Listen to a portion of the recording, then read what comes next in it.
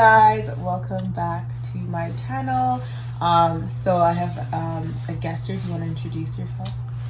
My name is Moise Badamosi. I am what am I? I'm a student. I'm an international student actually, and I'm currently about to finish my degree in what? Giacomo. Giacomo, tell them. Mechatronics engineering. Sorry, could your friends? No, sorry. When you start making that money, let me know. So, good answer. So today we're going to do a little informative video about, transitioning or coming from Nigeria to Canada as an international student. And judging by his face, it's a long process. Shout out to my mom and dad for making me not do any of that. All right. So tell us what it's all about. So I think that first off, the thing I'm going to start with is the thing that really helps us mostly adapt into like a new country as international students, especially Nigerian students, is the fact that we've been in boarding house for a while. So you're away from your parents for like what? Not exactly 6 years, but like most of the 6 years that you're going to be in secondary school. So like coming here, basically I had the opportunity to actually come with my dad, so it wasn't like a very horrible transition. But once he went back and I started like living on my own, that's when I started seeing like the amount of responsibility and like the weight. Sorry, pause. I never knew you came here with your dad. This is news to me. I came with him. I mean, normally I shouldn't have, but then he was coming for my brother's graduation, or he just came to see my brother, so that kind of helped. Yeah, but he didn't stay for long. It was just like what, 1-2 weeks, and he was gone. But yeah. What else? What did you have to do to come here? So. Lord knows I don't know anything about all that. Okay, so I actually wasn't even meant to come to Canada. I never even knew what I wouldn't say I didn't know what Canada was, but I didn't like have any idea that I was actually heading here for schooling. My only two options were the US and the UK. So I did like the Cambridge exam, that's the IGCSE, and I passed. I already started looking into schools, but at that point I didn't know exactly what I wanted to do with myself. I just knew I wanted to do something, challenging, like engineering or so. So after like searching and yeah, that's serious. After searching and searching, my dad was like getting frustrated, so he was just like, you know what, I'm just gonna, jump in. Like he doesn't like controlling what we do, but then he was just like, he's going to jump in and see what he can do to help. So he literally just brought me a brochure for Fraser International College. Basically here? Yeah, it's like when you want to transition into SFU as an international student, you go there first. So I didn't even know what SFU was. I didn't even know what BC was. Like anytime someone says Canada, the only thing I think of is Toronto. Wow. So it was that bad. So he was just like, yeah, like you can check out their courses and blah blah blah. And then I don't know what entered me, man. I just saw mechatronics. It sounded cool, and I was like, okay. I guess we found what I'm going to be doing for the rest of my life. Very, very, very big, I would say mistake, but it was not the best option or best choice I made at that time. If you had a choice now, what would you do instead? I think I would probably do the same course, but not at Fraser International College, because or SFU in general, because not that I'm throwing shade to SFU. SFU is a good school, but in terms of like being being more hands-on and stuff, I would have preferred to go to BCIT. Yeah. So like that's one regret I had, but then at the end of the day, like it's still like what I've learned here is still like applicable, so not too bad. And so once you found out that you were going to apply to the Fraser something and then go to SFU, what like how did you apply? Like did you? I know some people get like agents or like Yeah. I don't know about Yeah. that, but So first off, I think the reason my dad knew about Fraser International College in general was because there was this they normally send agents from like here all the way to Nigeria, and the person like starts spreading the word like, oh, come to this school, good school, blah blah blah. And I think after that my dad did a bit of research, noticed that Canada is like one of the most livable places, so it was just like, you know what, that's not a bad option. Little did he know how expensive this place is. But yeah, so the person said with my IGCSE scores, everything, I didn't really have any problems, like, you know, coming into the school. So smart student. so yeah, I didn't really do too much. I think, oh yeah, the only thing I had to do was like an aptitude test where they test like your math level. So it determines if you're going to do like pre-calculus or you don't have to, basically. So that was the only thing I had to do. But then apart from that, yeah, everything was basically like smooth sailing. And we also got an agency for like a travel agency that helped with our papers and everything. So that was also like a very smooth transition. So I started applying, I think, I'm not 100% sure, but I think around August, and I got my study permit. August 2012. And then I got my study permit in, I think, around October, November. So yeah, it was really fast. Wow. And yeah, and then I just came here December on Christmas Day. Sad. Was it snowing? Oh. It was snowing when I first came. All right, so I've never dealt with cold in my life. When I came here, I was like, Jesus Christ. And considering that this is not even like one of the coldest, this is actually one of the warmest places in Canada. So yeah, that's true. but nah, man. For the I first literally, time? man, I just came out of the plane. I was like, what is this? I could, like, breathing was like heavy, everything was just too much. I was like, nah, I don't think I'll be able to survive. But obviously you adapt with time. That was my reaction too. Like first day, I was like, "Mommy, take And then what about like food here? Like, how did you? Yeah, that's something I had to adapt to. Like Last season. Oh, it was. No offense, but like, why is it that most of the places like here don't have like salt? Like, it's not like well seasoned. I mean, it's still good food. I mean, no, you know, not bashing them for that. But then like, everything was like, when I came here, because I come from Nigeria, everything is like savory, everything like spicy, savory. So when I came here, it was just like a huge transition, because like this was my first time having sushi, which obviously now I love, like one of my favorite food. But then the first time I had sushi, I was like, what the heck is this? Because like, I don't understand how someone would eat raw fish. But now I am a living testament to that. Now I know how it tastes. Yeah. All right. And then what about like finding housing and just like commuting? Like, how did you find that? So when I came here newly, I was living on this SFU campus, so I didn't really have to do much, like in terms of commuting or housing. Housing was already provided. But then when I started having like a lot of courses, because my program is mostly in the Surrey, BC. The main campus is in Burnaby, BC. So most of my classes were going to be in Surrey, so I had to move. And that's when the struggles started.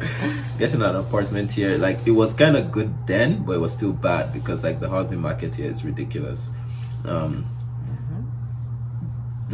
the thing I don't understand is, as a student, they still want to show proof of income as an international student, which doesn't make sense, because like your main, you know, reason for being here is to study, but then they still want like some sort of proof that you have like reliable sort of income, and it was just ridiculous. Like, they'll ask for your like SIN number, they want to see your credit score and all that, like, and as an international student, that's like hard to come by.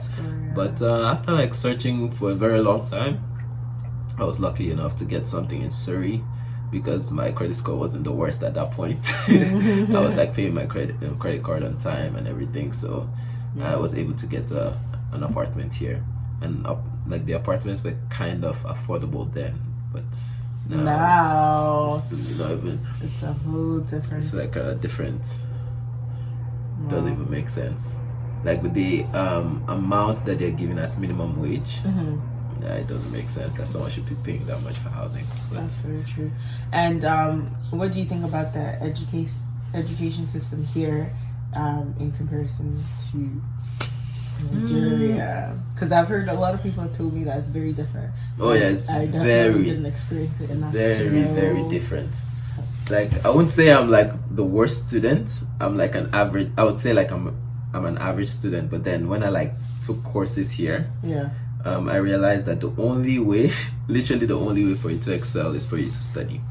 Like there's no two ways about it. Like if you're like really good in a course, like let's say math or whatever, it's fine. But then if you don't actually put in time studying, nah, I don't see you like getting an A, or you can pass the course, but then getting an A is almost impossible. So like back home, it was more of like if you know it, you know it. So you can basically, because like I was kind of good in math, but then I didn't really have to study too much for math, and but then when I came here and I took a math course, I was like, It's not the same. I was like, nah, this is not the same thing, man. They were giving So me- yeah, yeah. that's what I would say for that. And what about like the like classes, like how the classes are taught, and like also like choosing your classes, like how is it different? Oh yeah, so here is very, very, very flexible, and it's flexible to the point that if you don't have correct like proper guidance, you can actually like mess everything up yourself. So there's no one to like push you like, okay, these are the courses you have to take, blah blah blah. It's like you have to register for the course on time. If you don't register on time, Yeah. you have to like take it another time or something. Yeah, So- or they wouldn't tell you exactly what to do. What They'll be like, yeah. take a humanities elective or Elective, yeah. something, and then you're like, okay, which classes are considered humanities?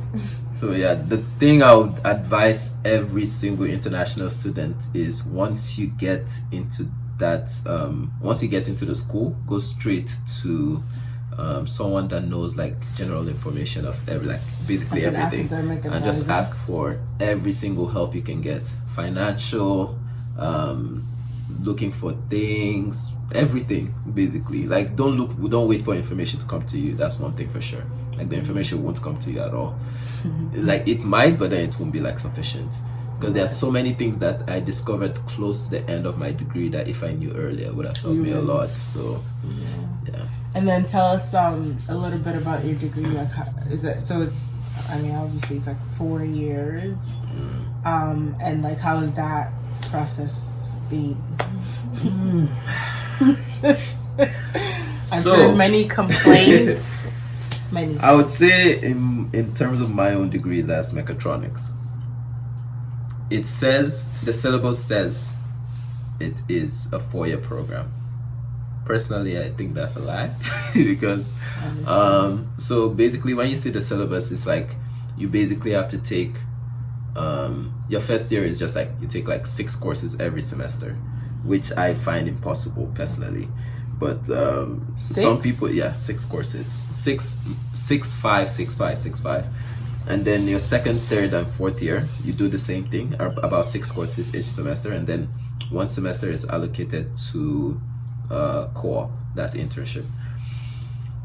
And the annoying part about my program in particular, I'm not going to talk about the other programs because I'm not sure, is if, let's say, you take a course or you miss out on a course actually, and it's a prerequisite for another course, you can't take that course again until the next year, because like it was mechatronics is a new program, so they don't really have too many like open classes or slots for it. Yeah. So that really, I would say it has messed a lot of people up to the point where like they have to wait exactly a whole year before they can take a course, and that course could be a prerequisite for another course, and like that, like continuously. So there are like a long line of courses you can't take just because you missed that course. That's So I would just say best advice, stick with the curriculum as much as possible. Plan ahead. Yeah, too. because like once and try your best to make sure you get enrolled in that course. Do everything you can because like the thing I've noticed is the more you bug someone, especially like in the faculty that you're in, the more you bug them, the more they'll help you because they know that like putting in the effort. But then if you don't put in the effort, no one will really help you, man. Yeah. So that's true. yeah. That is very true. What else to ask? Have you been back to Nigeria since you came here? Once. Once? Yes, once. What, are you planning to go sad. anytime soon? I always want to go back because, like I said, no offense, but I really, No. I really miss the food back home. Who are you offending? Everyone knows. Like I'm trying to not offend, like the Certainly. certain people that live here, but then it's not my cup of, like the food here. I wouldn't say not a cup of tea, but then it's. I'm so used to like food back home, so staying away from it for such a long time it's like it kills me. So I just really want to just go back home, and like just get more in depth with my culture again, because I feel like sometimes I'm losing like stuff. Yeah, because like, he's supposed to be Yoruba, but can't even speak Yoruba. I understand. Okay, you understand, but Yes. listen Yoruba, so ja. At least I understand. But yeah, Say something to them in Yoruba now. Oruko mi ni. Hey, yes. Yeah, but like I okay, see, I can speak Yoruba, but I cannot like get the intonations right, so I just don't even bother. So I was just like, nah, I'm not even going to try. My parents make fun of me all the time, so I'm just like, Lol. Yeah. I mean, I can't write it. All the accents, like French. Like the all accents the on the E, those things. yeah, this one I could never. I mean, I was actually telling, because I did a previous video where I explained like my experience in coming here. Obviously mine is less of the process because I didn't do shit, thank you. So I literally just talked about my experience, and I couldn't eat the plain food. Like I couldn't eat it. Thankfully my dad brought plantain chips. That's what I was eating the whole time. I was giving it to my brother and sister, like I don't want it. And then when we got home, my mom ordered pizza, and she not ordered ones with black. I said, with what? Black olives. Olives. I hate olives. I know, right? Like I who like likes that olives? shit, Why? Doesn't make sense. I think No. the taste is Right? So anyways, she orders that, and like I've never what the hell is pizza? I ate a bite. I said, "Mommy, shall me amala, shall kwele." Like amala was the first one I called because I love amala. That's my favorite food. One of my favorite food too. Live a lie. But now, When are you planning to go? Are you planning to go to Nigeria anytime soon? Yeah, my plan, obviously because of this COVID-19, which is really annoying. My plan was to go right after I graduate in August to go for like Ileya. That's like the celebration after fasting. Oh my god, So, it's lit. Yeah, but now I think I'll most likely be going either December or next year. But I'm fighting towards December, man, because I'm tired. I really need to go back. I'm fighting serious. We don't want you in Nigeria. You don't want me in Nigeria. Yes, Wow. I'm actually more Nigerian than you, know that. But I actually miss Ileya though. Have you been to any? Over there? Really? Of course. When I was younger, because remember I lived with my aunt, right, and my mom's side is Muslim, so we go all the time. So I go to the Christmas. I mean my dad's village. Yeah, Leah. you Go go to over my there. yes. Oh, the good meat. world. The meat. The food, man. I think that's like the happiest time month for me, around that August, July.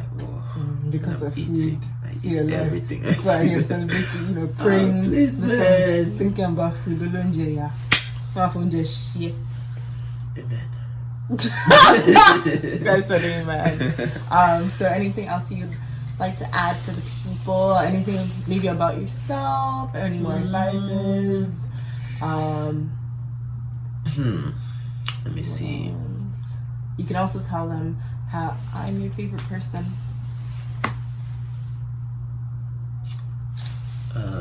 For the purpose of this video, I would say she happens or accidentally fell into the people that mean something to me here. So I'll give her Category, that. I've been going to need. Like, one off. Like I said, you accidentally fell into it. What do you mean accidentally? Like How did we meet? someone, How did we meet? Hey, how did we meet again? Shit, I can't remember. How did we meet? Met. We actually kind of met through my ex. Wait, when? How? Because you guys worked together. Oh! But when we actually officially met yeah. with this guy's birthday. Dinner, yeah. And then you wrote, that was interesting dinner. But yeah, we spoke for about 30 seconds until we were interrupted. So petty. Anyways, and then we found out, we're from the same state. Choir Alama, that's why we like Amala, obviously. So anyways, if you guys have any questions for myself or him, I'm going to add his Instagram. You guys can DM him. Are you single or not? I am currently Missing. I'm gonna answer that question. Wow, set me up here. Yeah, I was waiting to ask that question. Anyways, feel free to message him if you have any more questions about, especially like if you're in Nigeria or any other African countries, like how to, come here. He could probably help you better than I could, because I'll be like, wait, my mother brought me here. That's all I know. But yeah, thank you guys so much for watching this video. If you enjoyed it, make sure you give it a thumbs up. Make sure you subscribe and comment down below. I'll also add his Insta, or you guys can ask questions in the comments section too, and he's going to check and he's going to answer questions. Yeah, I will. It may take 2 years, because some of my other friends that I mentioned in other videos, he's not very good with phone calls, messages. Don't even get me started. I try, man. I don't care. I'll be exposing everyone that doesn't know how to respond. So that's the end of the video, guys. Have a good day. Happy quarantine.